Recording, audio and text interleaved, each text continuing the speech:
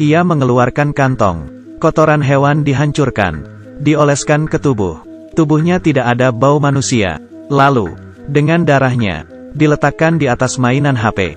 Darah terus menetes, menarik zombie di sekitar. Dan, suara aneh keluar. Mereka datang. Ia lari ke dalam hutan.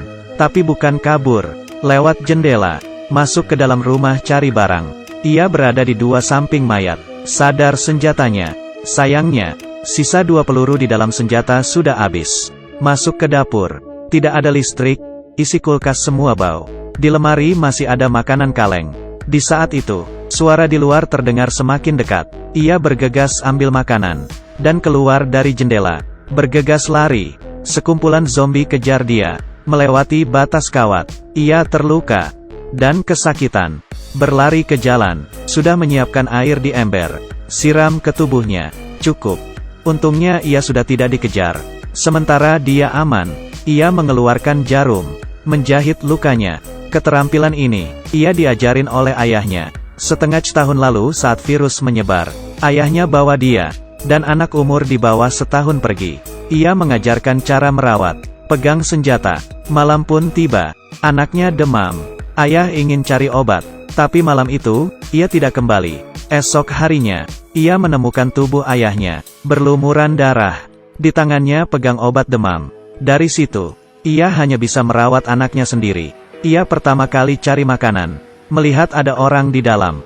Ia mendekat dan menembak. Darah terciprat ke tubuhnya, tapi ia tidak sadar. Saat kembali, ia menggendong anaknya yang nangis. Tanpa sengaja darah ditelan oleh anaknya. Hatinya bingung dan ragu, tidak akan ada masalah. Tapi saat ia cek, di perutnya tumbuh sebuah bentol. Ini sudah terinfeksi. Ia tidak tahu harus gimana. Sambil kasih air hangat, sambil minta maaf. Anaknya menangis kesakitan. Ia putus asa, duduk di sebelah anaknya. Dan anaknya terdiam. Ambil obat.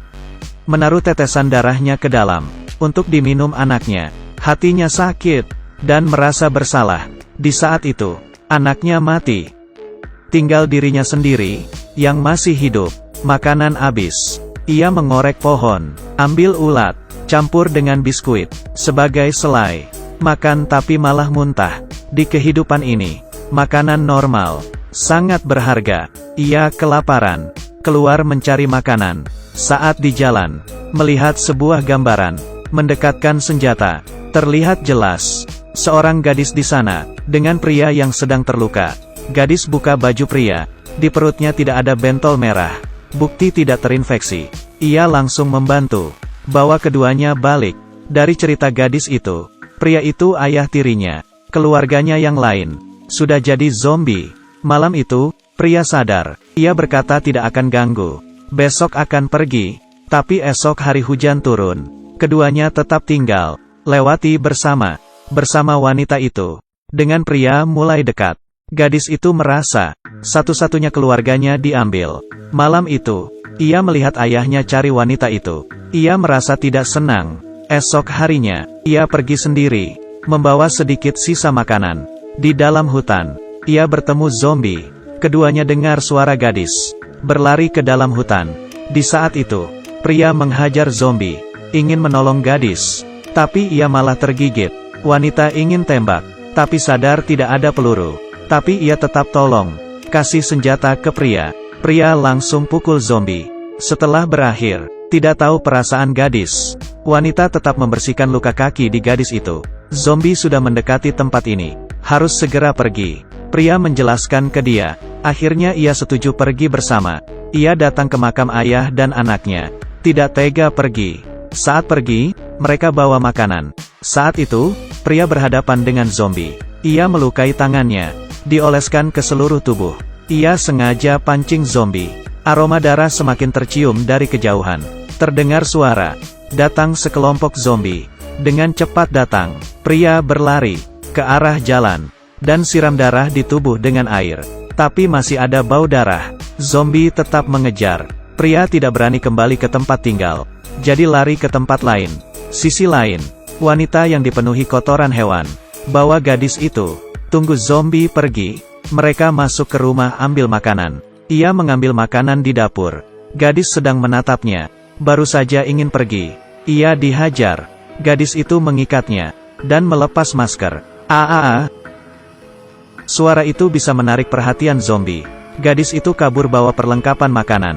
Tidak berapa lama, zombie terlihat. Ia berusaha keras melepas ikatan, membuat aroma bau tubuhnya, dan masuk ke dalam kulkas. Bersembunyi. Setelah di luar tenang, ia buka kulkas, pergi keluar. Saat keluar, setelah bunuh, ia pergi. Gadis lari di jalan, lupa membersihkan bau tubuhnya. Saat sampai, ketemu ayah. Zombie mencium bau tubuhnya. Ayah menyembunyikan gadis di dalam mobil, bawa senjata untuk menghajar zombie. Wanita kembali. Pria sudah diserang zombie. Tembakan pertama mati. Tembakan kedua sia-sia. Sekarang tersisa 1 peluru. Pria di depan mobil sudah dikelilingi zombie.